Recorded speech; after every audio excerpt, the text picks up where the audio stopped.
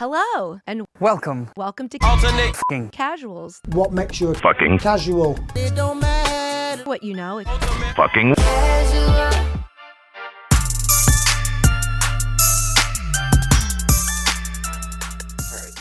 All right. Fucking woof. Ultimate fucking casuals. That fuck might be the most energy that we get in this entire fucking show, because it's pretty dire. Nathan, Isaac, how are you energizing yourself? Dude, we got drained yesterday. I had a nice omelet this morning, though. The energy levels a bit back up, but we took a hit yesterday. It's rough. Yeah, I am having to outsource my energy to other sports. Thankfully, there's one elite Dallas sports team still left here, and that is the Dallas Stars hockey team. Incredible comeback in Game 7 in the third period, down 0-2 to win that game. So I am still riding off of that. How far into the playoffs are they? I actually don't follow hockey. But I know Is the first round, and they had First round. two series go to a Game 7. No, okay, damn. All right, The hockey's where it's at. yeah, right now, especially. Yeah, right now. Yeah. Actually, it's funny you mentioned that, because Shanada's a big Toronto Maple Leafs fan. Oh, And poor thing. did they lose or something? Well, they made it to the second round, but I mean, talk about a history of a legacy of failure. They haven't done anything in a long time. Like the Cowboys of hockey. I think that's the entire. Well, it should have been the entire. What do you call it? Country of Canada, but then Team USA to go fucking lose. That was a couple months ago, but Oh yeah, that I did watch. That was fun. Multiple fights in the first period. In the first game, yeah, in the first game, the second game was really good, not as chippy, but they Team USA ended up losing, unfortunately. F. Well, shall we do the thing? Let's fucking get into it. Mist. Where's our energy, Fight Sports? Where is this? Where are these dude. Hope. Game 7 comebacks? Well, when I think about combat sports, there is no more exciting fighter than Ian Gary. Like, he really represents and carries that torch of excitement for all fight fans. It's the GOAT, the future of the welterweight division, the UFC. Ian Goody. Ian Machado. No, yeah.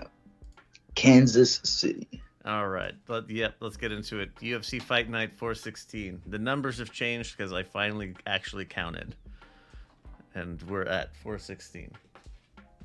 Oi, do you mind? Cats are bringing more energy to the show No than us kidding. right now. Yeah, I got 2 foster kittens, and they've found their personalities. I'm not sure if that's a good thing yet. So, what is there anything on the God, I didn't update the fucking. I've missed. Yeah, I'm just using the UFC website. Yeah, I'll have to pull that up too. I didn't update it. That's not good of me. There were some hidden gems on this. All right. Is there anything on the prelims like hidden gems that you were talking about? Which ones? Yeah. Malcolm Wellmaker, man, versus Cameron Simon. Oh, that's right. Cameron Simon Dude, got done up. really again. good KO. Poor Simon. Yeah, I mean, dude, he was a massive prospect coming out of South Africa a few years ago. Like, I think him and Dricus actually came over together, or like at a similar time, and it's just not been good as of recent for Simon. Would have been his last 2. Let me check. Talbot and Wellmaker. I mean, he's lost. See, that's the thing. He's not losing to scrubs. He almost Yeah. kind of reminds me of like the Sage Northcutt, like career path, right? True. He just got thrown into Yeah. the Lions immediately. But Yeah, he's still Rodriguez, 24. Talbot. Well, I mean, he still has time, yeah, but I mean, knockouts like this definitely do not help. Oh yeah, Like, no, I mean, that's a That's That's a this big was a brutal setback. knockout. Damone Blackshear got a win, so that's cool. You know, he's one to keep an eye out on. But yeah, it just went to decision. Nothing crazy this time. Nah. Uh, That's it. Matt Schnell, that was a fun fight. The one with Jimmy Flick. yeah, dude, Snow came back. He was, like he actually retired in his last fight, but I guess he changed his mind. I mean, he came back. He got a win. I mean, I thought this was gonna be like a more exciting fight. Like it was good, but I thought this was gonna be like potential like fight of the night type stuff. But I would put that on Jimmy Flick. Like the way Yeah. he fought was just terrible. yeah, All ground, all like lay and pray, I think it's called. yeah. I mean, Matt Snow historically is a fun fighter, so I feel like you cannot blame this on him. But decent win for him. All right, moving up to the main portion. Ikram Aliskerov gets the win. Stops Andre Muniz in the first. Yowza. Yeah, it was like pretty quick. First round. I messaged in the chat prior like that we need Aliskerov to win just to buff up Whitaker's resume. And I mean, I did think he was gonna win, but I mean, he did what he was supposed to do, like finish it quick. Pretty easy. And then we'll see who they match him up with next. Andre Muniz, I think he submitted Jacare Souza. That might be his best accomplishment, which is pretty hard to do considering Jacare was Brazilian Jiu-Jitsu legend. So I would consider this a decent win. Yeah, Oh, this is definitely a solid win, and like Isaac said, boosting our boy Whitaker's resume a good bit. Oh yeah.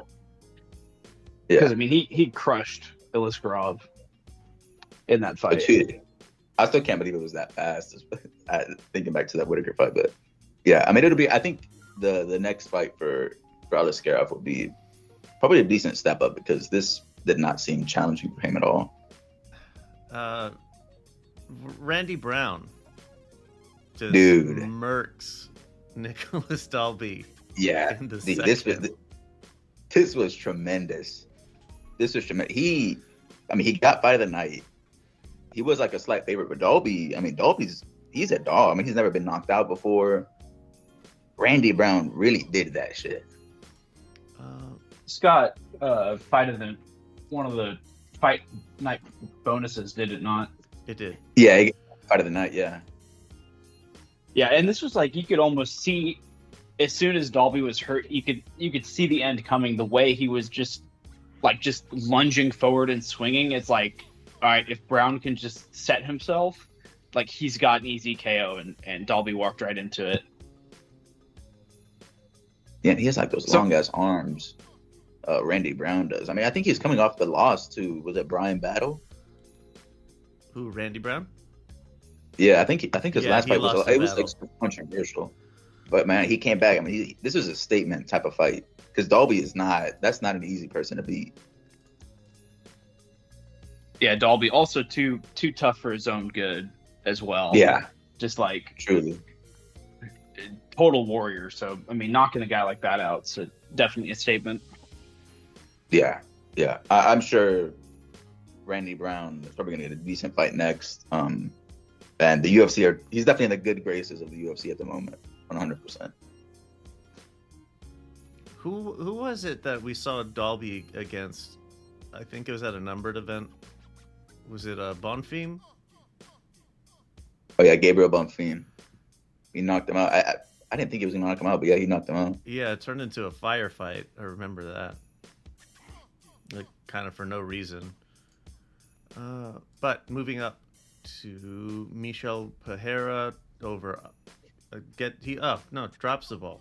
UD to Abbas Magomedov. Yeah, this was a like a dead fight. Yeah. I which thought it was is gonna be way more exciting. yeah. Every Michelle Pereira fight is wild, or usually is, and so this was like the odd one where it wasn't. But also Yeah, I just mean, like kind of a frustrating fight when you see someone who is athletically gifted as Pereira and like look at the whole of his career. I mean, he's never ever sniffed a contender spot, I don't feel like. It's kind of disappointing. yeah, I mean, I think with this he falls out of the rankings. But yeah, I mean, I don't know. It's sort of sad to see because like he was an exciting, or he is an exciting fighter, but we just didn't see any of that in the fight. I don't know if there was like a lingering injury or if Magomedov like showed him something he didn't like, but yeah, this was not a good performance from him. Yeah, definitely not what I had come to expect. Yeah, exactly. Michelle. I mean, he's a fan favorite for a reason. Oh man, I don't know if it's a good segue, but speaking of fan favorites, Giga Chikadze drops the ball. That was It's over. unfortunate. Yeah. It's over. The Yeah, he meme is probably over. is falling out of the rankings as well. Yeah, I think this is probably. I mean, I think we'll still see him a few more times, but I think I mean, years ago this man was touted as like the next contender. He's going to be challenging for the title. I mean, and this is someone that his kicks are beyond brutal. That was like his whole thing. Decent striker, but I don't know, man. Recently, he just ever since that Calvin Cater beat Chikadze like really, really bad, and since then it's sort of been he hasn't really been the same. But yeah, Allen's beat him. I mean, he's lost to good people, but I think it's over. I think the Chikadze train is finally disembarking. Yeah, and it's a case of like, hey, really talented fighter, but just too limited in a modern age of MMA where you have to be good in a lot of different areas. Yeah. And so Chikadze, like, I feel like his style doesn't look any different from when he first showed up.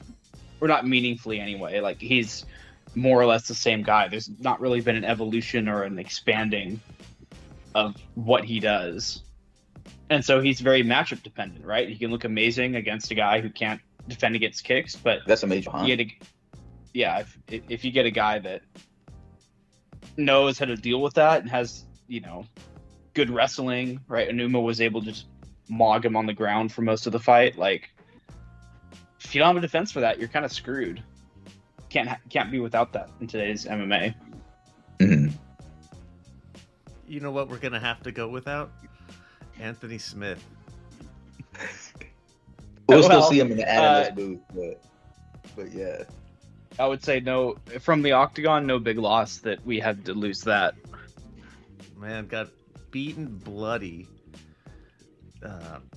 Was a cut on a weird spot. So like not a bad cut. It was just a spot that bleeds a lot. Yeah. It felt like though, as soon as he saw himself bleeding, like all of his confidence was gone, and he like literally just curled up and died.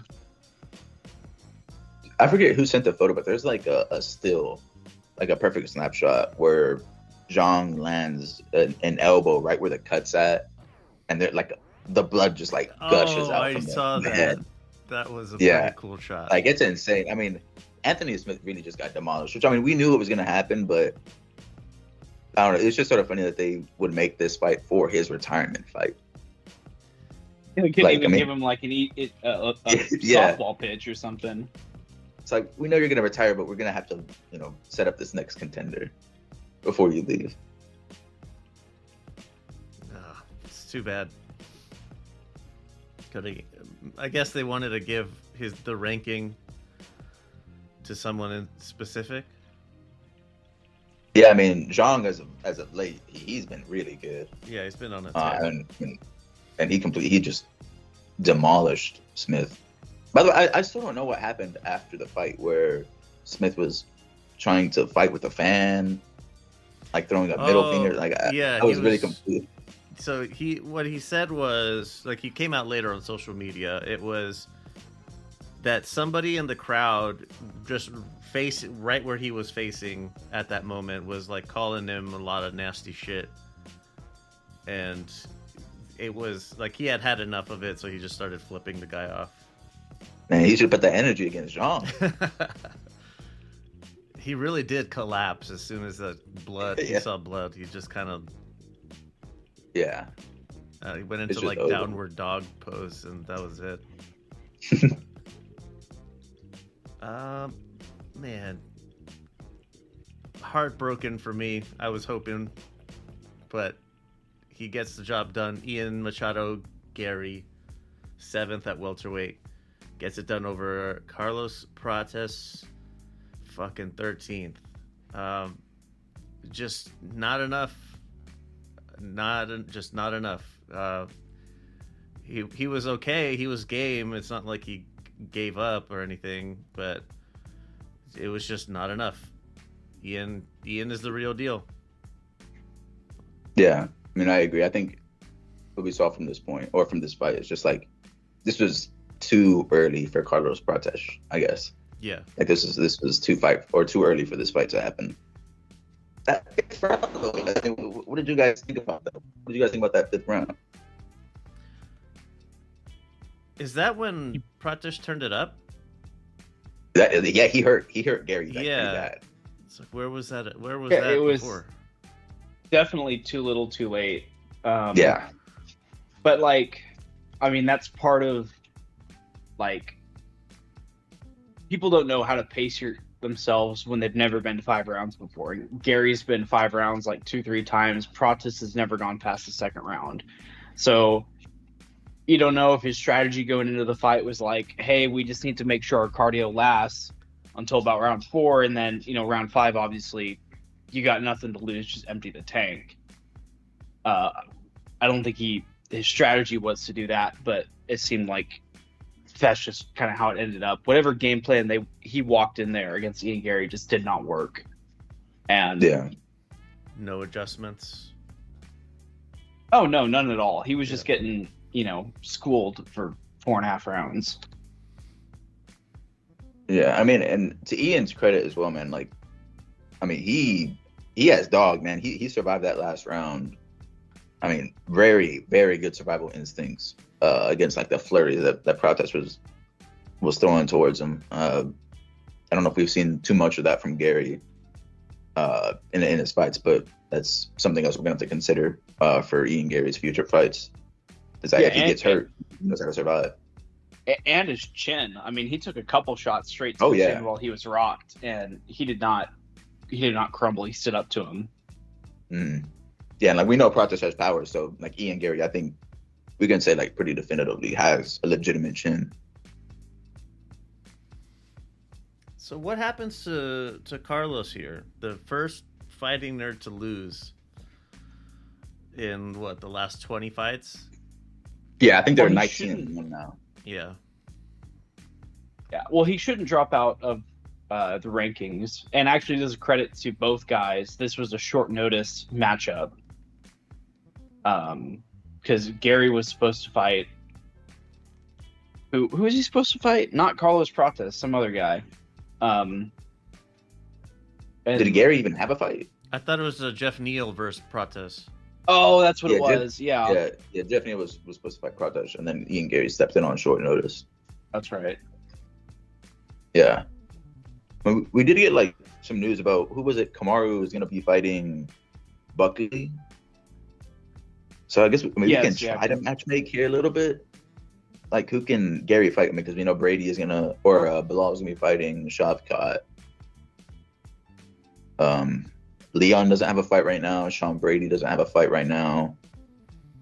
Burns already has a fight. Yeah, he's coming up in a few weeks. Kind of stuck in a bad spot until, the Jack Della fight is about to happen.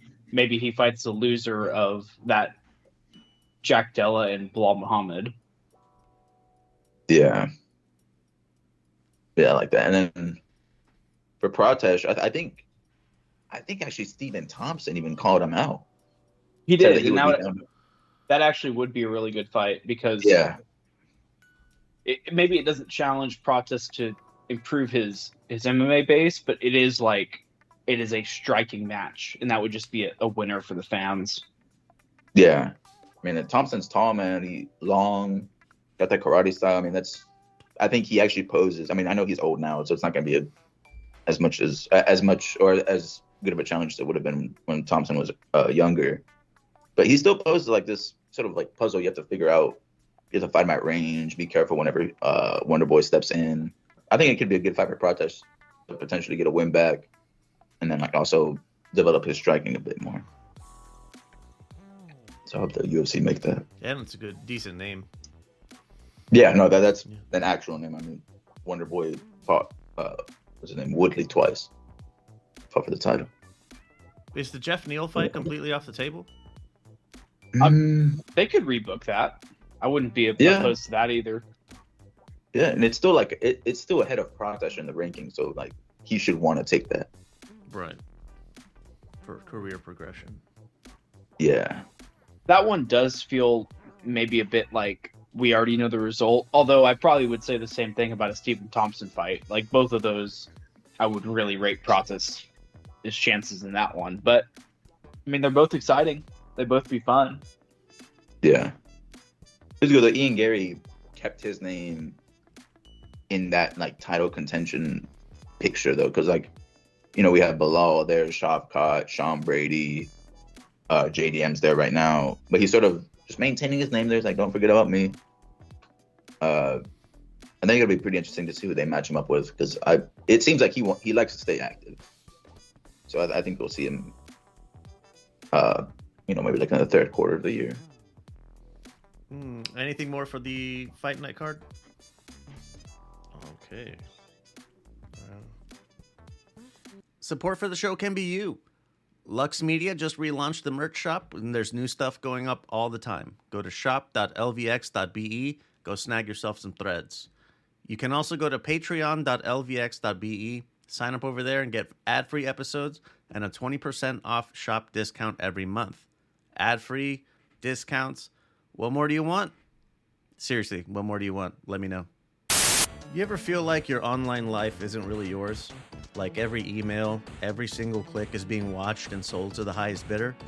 It's time to take back your privacy with Proton Mail. You don't have to be hiding something to want privacy, and privacy is worth paying for. That's where Proton Mail comes in.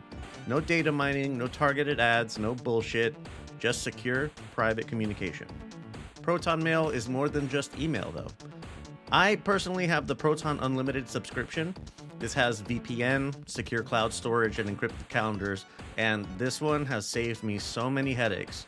A password manager that keeps all your stuff in order. One secure platform, total peace of mind. Go to proton.lvx.be and get 1 month free when you sign up. Fucking card riffle there. Moving into the previews. There is not a whole lot doing, even with 315 on the docket. Friday, May 9th, there's two things. One, Friday Fights 107. Not going to stop telling you to watch these, because there's going to be fun fights, regardless of who's on it. PFL Middle East North Africa kicking off as well on the same morning. The names and like the nationalities and everything like that, go check that out on the website, because I don't really want to struggle through all these Arabic names. Saturday, May 10th. So I thought this was quarterfinals. I remember I had said previously, like, when did they do the regular season? This is the regular season. So congratulations. Thanks, PFL, for setting me up for success. And finally, UFC 315. Woof. Looks like there's some decent stuff on here. Yeah, there's some gems. This is Canadian card, and it's headed by Bilal Muhammad. JDM getting a title shot, just because Shavkat's injured, but there's some stuff. I mean, I'm gonna watch it. There's gonna be some good fights on here, but it's this is not going to be a contender for like best card of the year, even close to it. All right, shall we go from the bottom up, as usual? Brad We Katona shall. versus Beksat Almakan at bantamweight. Marc-Andre Barriault and Bruno Silva at middleweight. That's the early prelims. If there's more fights that are there, I haven't seen them. Yeah, this card has sort of been changed as well. I think there was some injuries, so the UFC might not even know the actual order yet. Yeah, they may be making fights as we speak for this. Yeah. Yikes. Moving into the prelims, Navajo Sterling versus Ivan Urslan at light heavyweight. Modestas Bukauskas versus Ion Kutalaba at light heavy. Jessica Andrade versus Yasmin Yazdavicius at flyweight.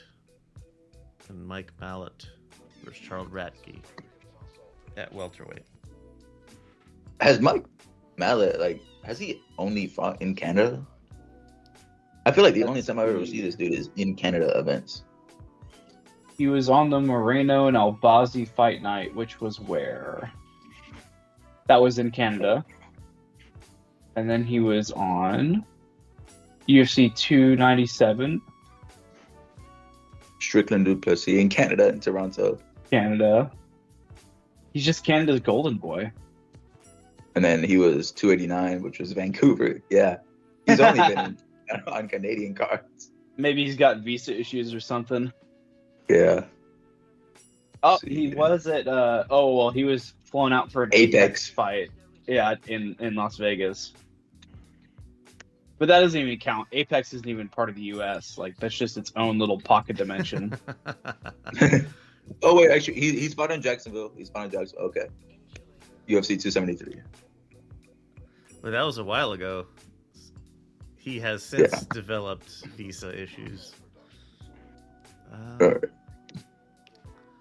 This main portion's actually pretty solid. Yeah. It's taking a hit though, a small hit. The opening fight, but Benoit Saint Denis versus Joel Alvarez. That fight is now off. Is it? Oh, Yeah, there was an injury. I don't know if they're gonna try to move it or try to get a substitute or what, but as of right now, that fight is not happening. Was it BSD that was injured? Yeah, I think it was Joel Alvarez, I think.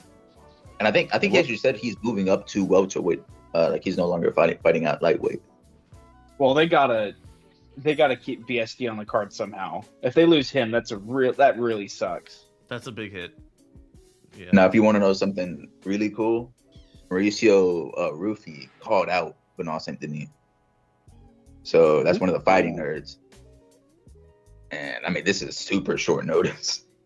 But BSD, the way he fights, like it does lend to the fighting nerds' forte.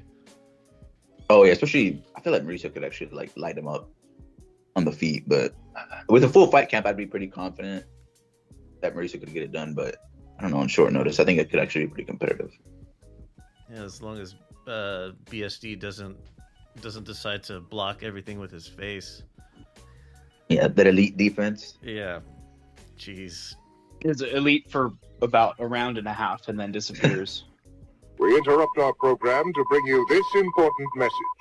All right, so the Benoit Saint-Denis, that fight has been salvaged, and we have late replacement Kyle Prepelic. Not entirely certain who that is, but we wish him all the best. I don't expect it's going to go very well for him, but what are you going to do? Moving up, Alexa Grasso versus Natalia Silva. I think this is a double RJ. Yeah, dude, I'm actually nervous. Natalia Silva is like really good, really well-rounded fighter. Alexa Grasso could actually lose this, and like honest, if I'm being real, she probably will lose this. Woof. Really? Ooh. Yeah, Gauntlet third down on the old women's card. yeah. This Silva has some really nice striking too, but some incredible grappling and wrestling as well. So we'll see. I think it can make for a fun fight though. Both of them like to step forward. Moving up, Jose Aldo versus Ayman Zahabi. Crazy that Aldo's still fighting. How old is he? He's almost 40, I feel like. I think he's actually not that old. I think he's like 34 or something like that. I don't know. He's 38. fighting- He's 38. All right. It's not quite He's that old, 38. but he's been around a long time. Aldo is. Man, dude, he's been in the UFC forever. So who's this guy he's fighting? I have no idea who he's going up against here. I think he's actually like an actual prospect out of Canada. He's had, I think, a few good fights. Here's the last fight. Let me check.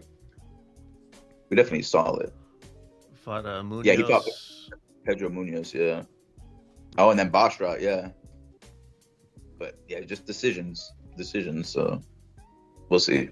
I think he could actually get a win here. Aldo's getting older, but yeah, we'll see. If you hold Aldo against the cage, I hear that's a good strategy for beating him.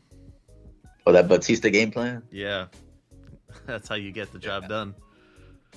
I hear that's also how you like lose all of your fans. Whatever little goodwill you have. Yeah, should be ready to turn into a heel. That's it. Moving up, Valentina Shevchenko versus Manon Fiorot. She is second at flyweight versus the champion. Yeah, and Shevchenko is actually the underdog here. Really? Yeah, I think it's actually for like somewhat decent reasons as well. Why is that? Manon Fiorot is one. She's like massive. Probably shouldn't be fighting in this weight class. We'll see if she can even make the weight because the weight cut's always like brutal for her. But man, she's super strong. I feel like I think Shevchenko still definitely has like the cleanest striking. But if it comes to like, clinching, wrestling, Fiorot might actually have the advantage. But I don't know. I think this can make a potential fight or potentially a good fight. And then maybe, even like I know Vegas thinks Fiorot's gonna win. But I mean, I think in the eyes of most of the fans, like seeing Shevchenko lose is super, super rare. So potential for an upset here. She is on record as saying that she wants to be like Khabib. Like that's what she aspires to be like. Ooh. Bandit Fiorot. She wants to be like Khabib? I guess, I'm trying to figure out what else she said about that. I don't know if she meant stylistically or like that type of like champion. But she's got, that's a pretty bold thing to say. Yeah. I know she beat Rose. I think that was actually her last fight. But wait, no, actually, was it? I think that was in Atlantic City. Oh, no, she 2023. Yeah, Fiorot. Yeah, she did beat Rose. She beat Blanchfield. That is her most recent win, which is another really, really good win. Yeah, I don't know, man. We could see Shevchenko losing. I think Shevchenko's over 35, right? Well, this would be interesting. We've got two women's cards that have serious division implications. I'm sorry, two women's fights that have serious implications for their division. Typically, we don't have that on the same card, and they both could be exciting too. Yeah. Which this card needs them to show out. Like the girls are gonna have to carry this card for sure. Yeah, I do. I can say like somewhat confidently that Grasso versus Silva will be entertaining for however long it lasts if it doesn't go the distance. Shevchenko Fiorot, I'm not too sure just because Fiorot might try to just like wrestle and like keep Shevchenko down, but we'll see. But hopefully they do. Hopefully we see some good wars here.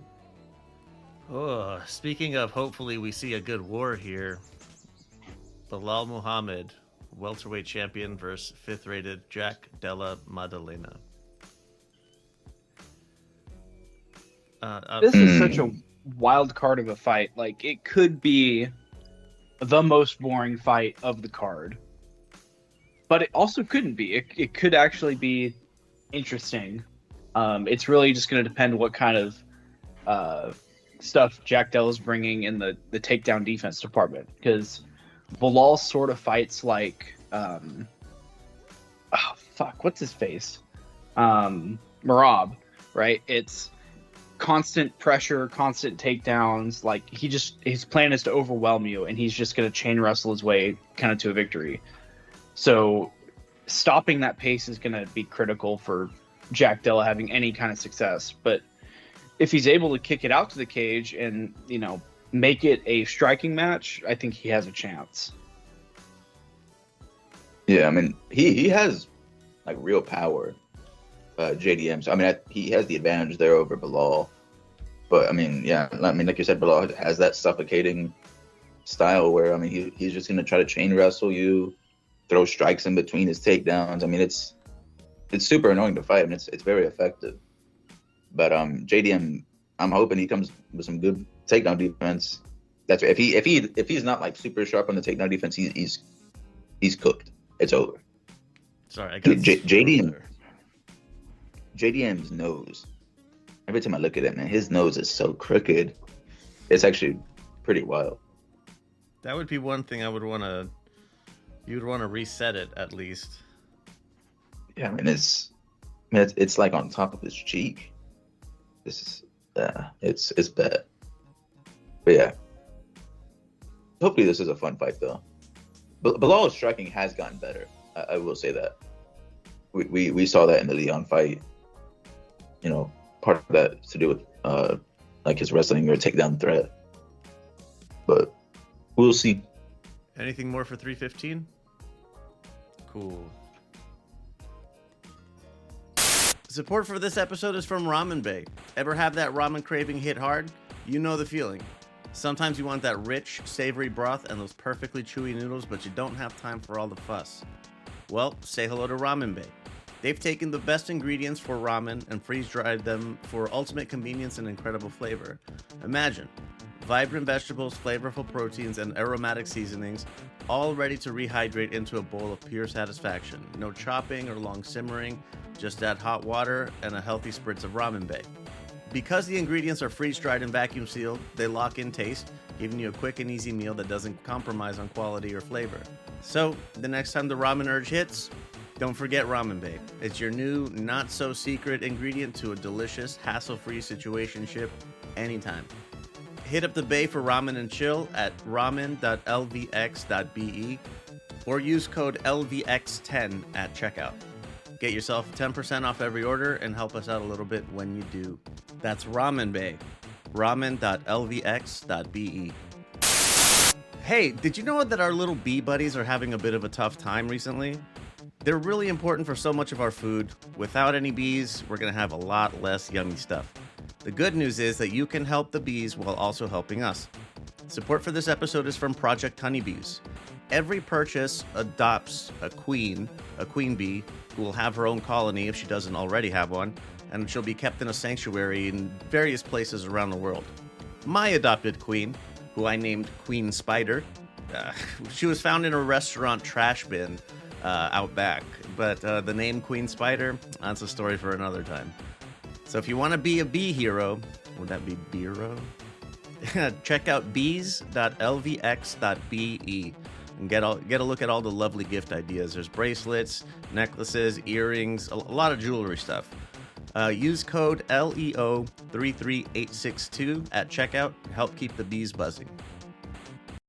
Buzz, buzz, motherfuckers. Right there. One that's been in the zeitgeist lately. Nathan, you brought this one up, and this is great. I completely forgot about it, but one gorilla versus 100 people, and keeping it within our realm here, we're gonna have it be what, 3 MMA? Is it just MMA in general? UFC specifically? What are we looking at here? thinking, well, we could have, first of all, could the entire UFC roster take on a gorilla? Like every active fighter, if they joined up into one team, because that would match the meme we've got going about. I mean, there's probably more than 100 people, but we could round that versus a gorilla. And then if we're taking like UFC champions, what like 10 are we taking? What 5 are we taking if they had to go beat a gorilla? Yeah, I think the UFC roster would wipe a gorilla.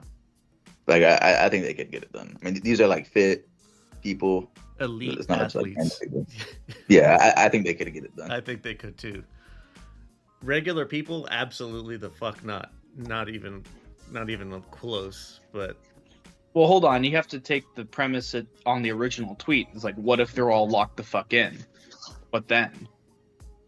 You think 100 regular people that are locked in would lose to the gorilla?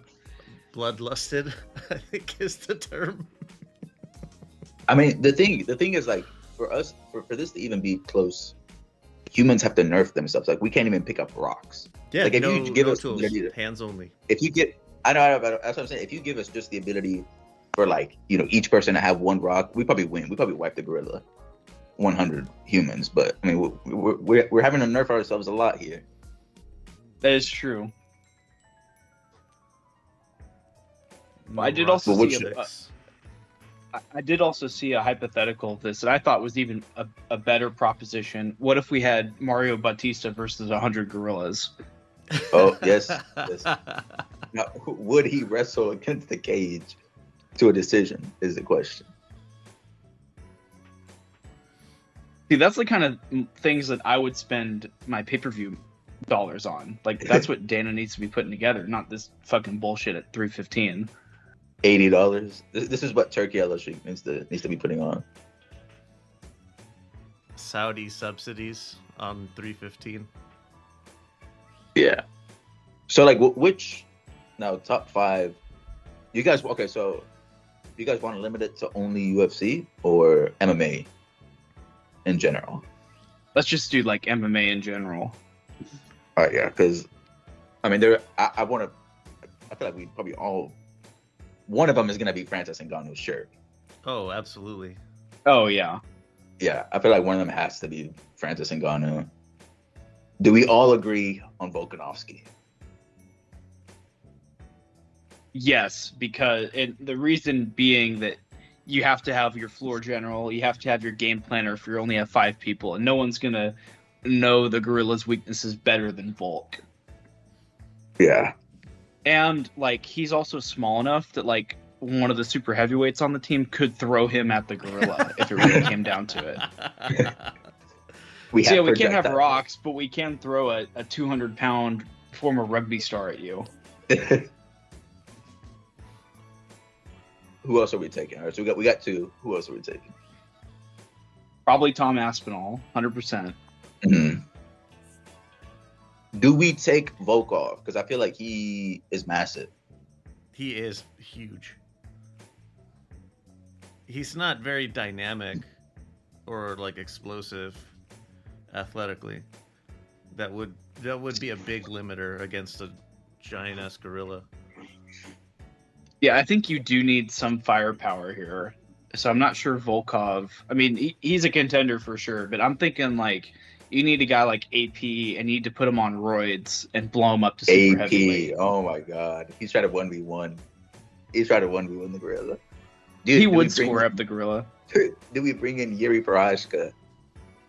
He's probably gonna come in sort of on some crazy timing with this gorilla. Oh, well, hang on. I didn't even think about this until now. But if we're saying just MMA in general, which means any combat sport, we need the prime Mike Tyson that tried to bribe the zookeeper to go fight the gorilla in real Oh my life, God. in, like the zoo. That we type need of that guy bravado. on I our still team. can't believe it. He would have actually done it if they would have let him pass. He would have actually done it. He would have tried to fight a gorilla, which was sort of insane to think about, but. Well, that's the same dude that would like tumble around, like he'd roll around with tigers. Yeah, it is a different animal. It's a different type of guy. Yeah. Because if we're taking any combat sport, I would say for firepower, I'd want Lennox Lewis, Lennox Lewis. or maybe. Oh, I didn't even think, but like Brock Lesnar, he's probably a good contender Oh my to have on your God. team. Dude, Robles to Spain. That gorilla is not gonna wrestle. That gorilla is not gonna wrestle. I was just thinking, like, well, since it's a gorilla, it's not like a refined boxer or anything like that. Vladimir Klitschko and his patented 1-2 just snipe with a 1-2 just over and over. Well, I think what you really need is at least 3 really strong wrestling guys that are able to just clinch the gorilla's limbs or torso and just hold on, and then you have 2 or 3 strikers just beat the shit out of him. Just Yeah, I all mean, AP is headshots definitely before he can shake him off. AP. Francis probably is gonna be one of our strikers.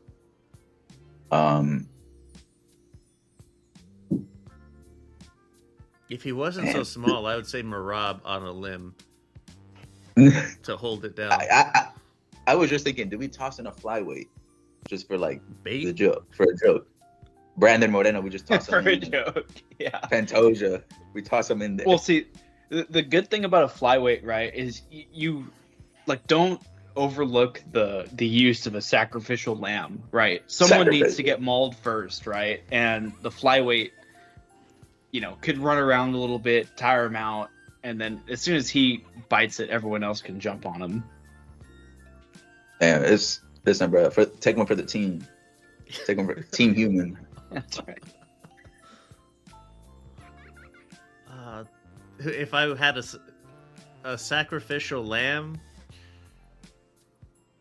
I think I'm going with Marab. Someone who could potentially do some damage to a limb. Dude, we need Michael Chandler. We need Michael Chandler for the motivational speech prior to the Yeah, fight. you got Chandler. We got to have the cheerleader. Tony Ferguson wouldn't be a bad rap too. Like, Oh my can you God. imagine him getting an ankle lock on the gorilla? Yeah, he's throwing sand at the gorilla. Yeah, there you go. See, these are the type of matchups that make your business flourish. So UFC, like, take notes. Invest in a gorilla. He already owns a bull. He can get a gorilla too. Dana White, get on it. Oh, also, I can't believe we didn't mention him yet. Eddie Hall definitely belongs in this conversation. Eddie too. Hall. Eddie Hall said that if he had, like another, like a clone of him, that he thinks 2 of them could get it done. Those I mean, are some 300 large pounds. people. Yeah, those are large fucking humans. Yeah, Um, mega humans. Eddie Hall, he would have to be. Have you guys seen the movie The Protector? That one with Tony Jaa. It's like an action movie. There's a scene in it when there's like 4 gigantic people. They're like 6'8", massive people. So maybe some of those guys. Like that strongman dude, Thor. It's like he's got like a weird name, Thor Bjornsson or something like that. He played the Mountain in Game of Thrones, or he was one version of him. I mean, this dude he's definitely over 300 pounds, super tall, like strong. He's actually not like fat strong. He's like slim strong. I feel like that's definitely one we'd have to put for considering all of humanity. Yeah, I mean, we definitely need the size because, like, if we're talking about a male silverback, right? Maybe we're topping out like 500 pounds. We have to at least quadruple its weight if we need to win here. Yeah. Oh yeah.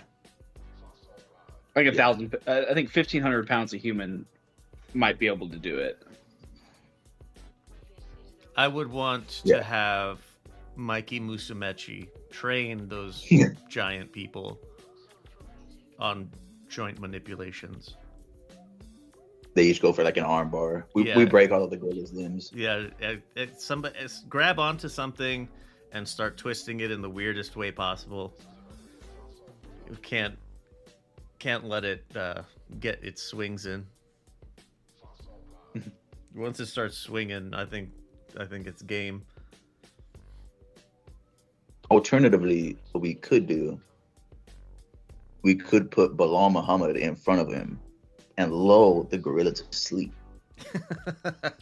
And then once I mean, we could start thinking outside the box here with some of these picks.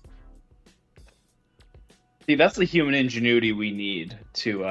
If we're nerfing ourselves and we can't have weapons, then yeah, we need to use our brains. Our brains, yeah, that's our power. Bilal Muhammad casts a sleep spell. Sleep spell, yeah. Puts the thing to sleep.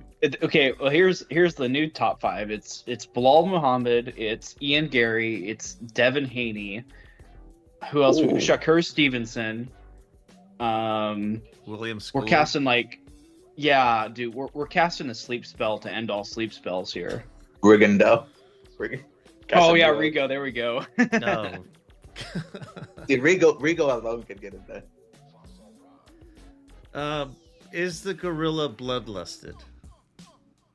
Because if we're gonna be cornering it, and I think that's gonna trigger like the fight or flight, and a male gorilla is gonna fight.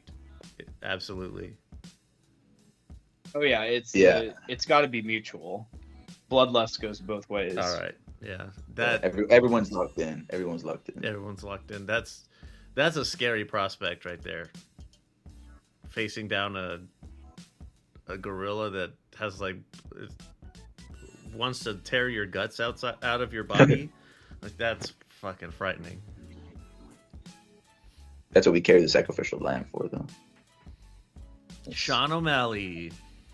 Yeah, someone's got to take the brunt of the damage while everyone else gets into position. Or, I mean, the nice thing about the sacrificial lamb spot is you get to throw your least favorite person just in there. So, Conor McGregor is another good candidate for that. Yeah, we can finally see him in a fight. That's true. So true. Finally can see him in a fight. He called himself the Irish gorilla at one point, didn't he? In the Khabib lead up. Just recently, he did it again. Oh my god! And he said he could take on. I think he said 100 gorillas. Yeah, I'll take on 100 gorillas, for their sake. No, what he said was, I'll take on 100 humans. We don't need it. I'll be on Team Gorilla. Oh, is that what he said? Yeah. Bruh.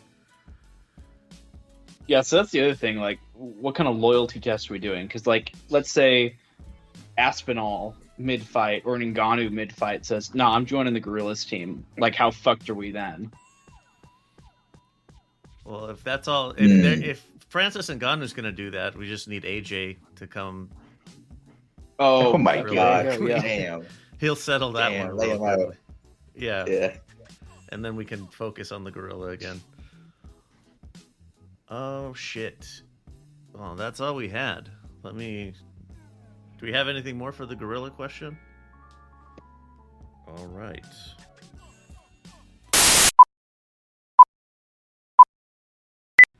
You've been listening to The Ultimate Effin' Casuals, a Lux Media production.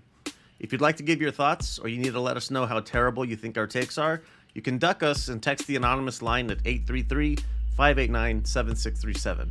If you want to stand on your business, send a voice message or send a voice note in WhatsApp, and we'll see if you're interesting enough to make the final cut of the show. 833-LUX-PODS. If you prefer to hit us up on social media, the account name is LVX Media Net, all one word. That's YouTube, Instagram, Blue Sky, all the rest of that bullshit. If you can't find us, chances are we're not on it. Patreon is where you can go to get ad-free episodes and other behind-the-scenes exclusives while directly supporting what we do. LVX Media Net over there, just like everywhere else. Even if you don't sign up on Patreon, you can still help us out if you check out our ad sponsors. You can also help by giving us a rating and a review on whatever app you're listening on. And last but not least, you can also check out the merch shop. New stuff goes up all the time. Metal intros by Anders Janhunen. The trap intro and the outro are by Middle of Nowhere Beats. And for more shows like the one you just listened to, go to lvxmedia.net. So we're heading... Listeners, leave in the comments down below how many gorillas you could take on, or how many. What's your team versus the gorilla? How confident are you? Who are Just your remember, specialists? there's no respawns. There's no respawns in real life. Pick wisely. All right, so we're heading into UFC 315. Parting words. I'm just gonna say, hopefully we get a decent card. Hopefully Canada gets a good card here. Some fun fights. Yeah, man. I'm hoping we get some good UFC in the coming week.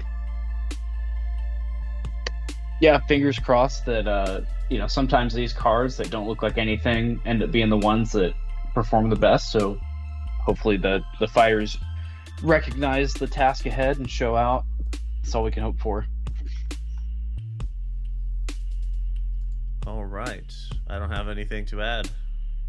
Hopefully, I'm hopeful JDM makes it a scrap. But that's all we got. That's it for this edition. We'll see you on the other side of 315. See you. Peace.